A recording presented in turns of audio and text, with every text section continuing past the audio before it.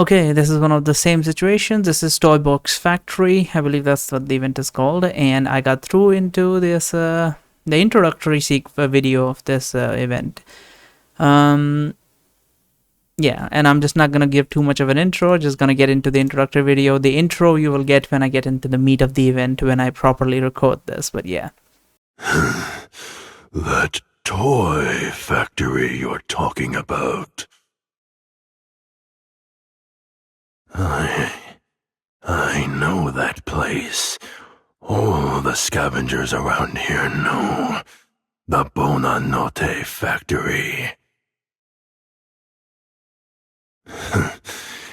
It was just an obscure little workshop manufacturing plushies, plastic dolls, and stuff like that.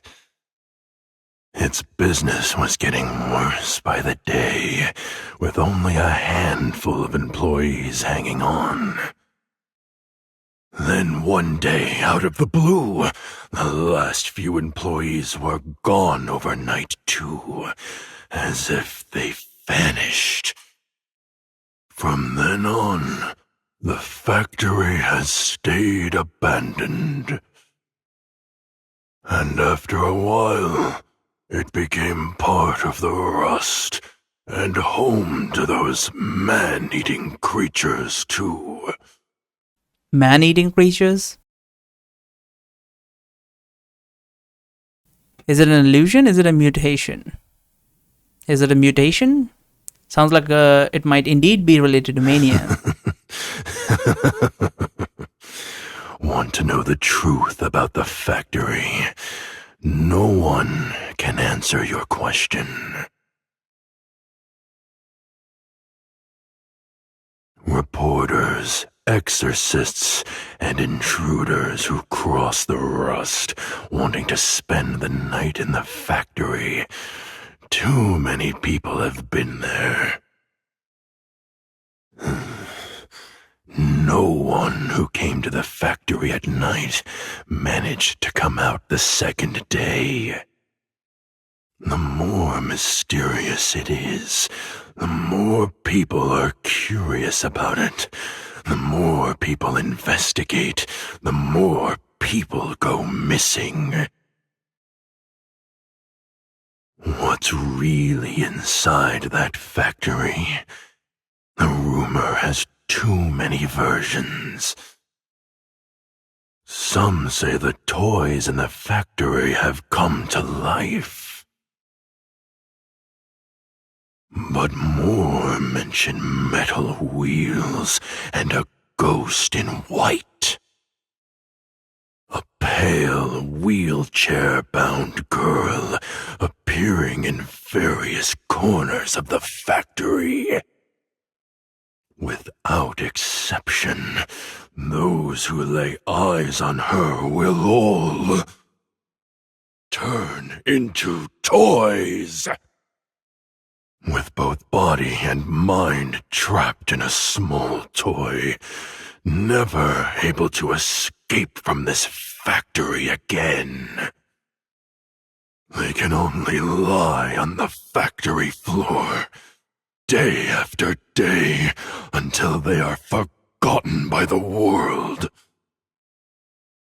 Spending their last days in that ruin as a toy. Be careful. That blonde girl you're looking for might have turned into a toy, too. Toys, toys. 3, 2, 1, freeze.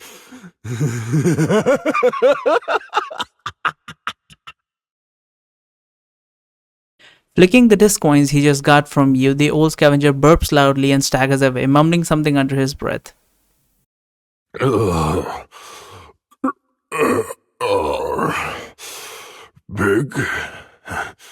Big toy, small toy, good toy, bad toy.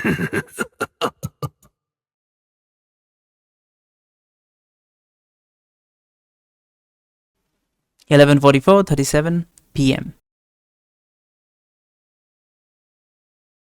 You're saying that Pepper's also gotten involved in this strange toy factory? Yes, it's my fault for not paying enough attention. She did send me a message before she set out on an assignment. Chief! I found a super duper interesting place. Just right for a wicked villain like me. Did you find new soil to plant in? It's a factory full of evil power. Come on, let's go together. Pepper will show you some real fun. I was tied up with other tasks, so I turned her down. I didn't expect Pepper to go missing in the rust for a full 24 hours after that. I am to blame for my negligence. Fortunately, the shackles are still linked to Pepper, and I'm not too unfamiliar with the rust anymore. But as for this Bonanote factory, the information we can get is still limited.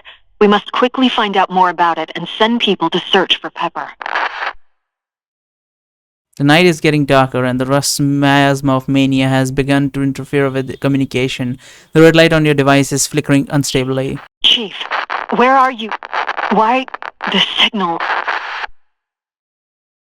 The stench of garbage mixed with cold night air fills your lungs. You tighten your gray coat and look up as if responding to a call. I'm already near the factory. The device emits a screeching noise. The signal is now completely blocked by the invisible miasma. You look at the dirty old map in your hands, the unfamiliar underground emblem on it. Considering the risk of this operation, you shouldn't drag more people into this. All this hassle just to invite a single person here. I should feel honored. As you wish, I'm here. What will it be this time? Come on, show me. A dried-up dead rat lies awkwardly in the middle of the path, still in a fleeing posture. The scraps of remaining flesh are covered in little holes eaten by maggots and revealing the yellowish bones inside. Gooey clots of old industrial fluids are spreading all the way out of the base of the building, not far away. You step over the rat, follow the source of the fluid, and stop in front of a dilapidated building. Above your head is a wobbling door sign eaten away by rust. You can barely make out the words on it. Bonanote factory? Toy factory? You still feel a steady connection to your shackles in your palm. Pepper should be nearby. You push open the rusty door. Creak. The screech of the door opening pierces the dead silence of the rust at night. We should definitely block the gate with something. The door serves up a flow of rusty air. Behind the door, out of your sight, a notice with a blurred writing falls. Eve's home. Only Eve and her family can enter. After midnight, it's time for Eve and her family.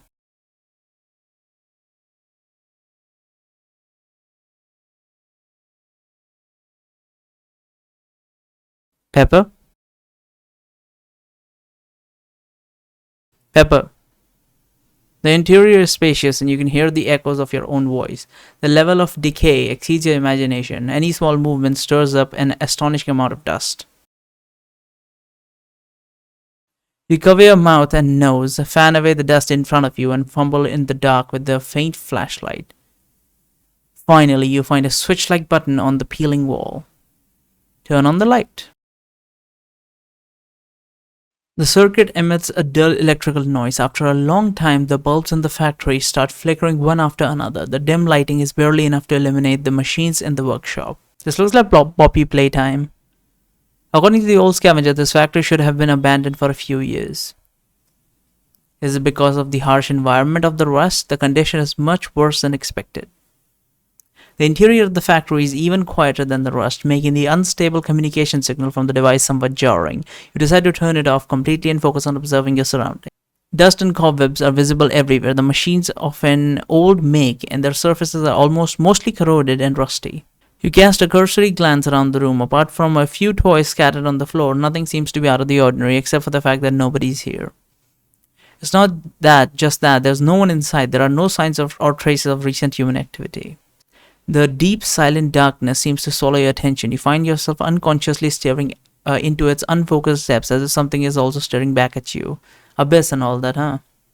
Pepper, are you here? What responds to you is the flickering of unsteady lights. In the next instant, the red lights of all the instruments in the factory start blinking almost simultaneously, like well-hidden blood-red eyes flickering on and off. and an uneasiness begins to spread. The contamination is pungent in the air. There is definitely something wrong with this place. Making sure that the door is still open, you make to leave the workshop, thinking of something else when suddenly you hear a familiar voice next to you.